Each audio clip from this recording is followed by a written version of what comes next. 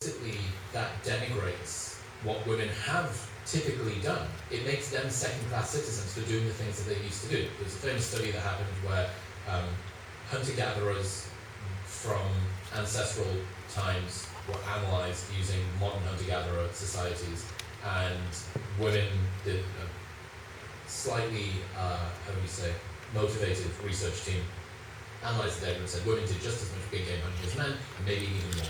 And what they were trying to put across was women were able to do the thing that men did. Now, they fucked with the data. It turned out that that wasn't really the truth at all.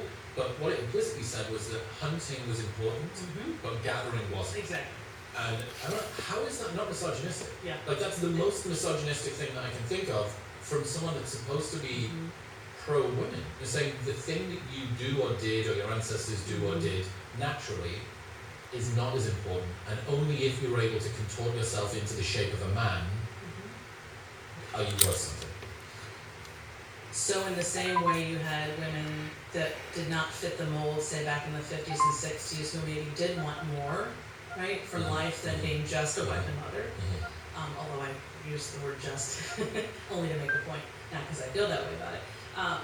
If they did want more, they felt a little odd. And now you fast forward half a century and it's the complete opposite.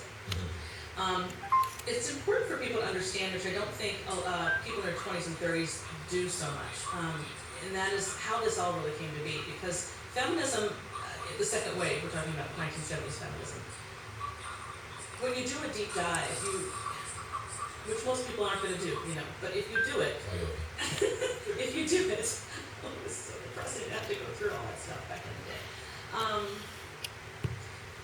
You come to realize that the loudest voice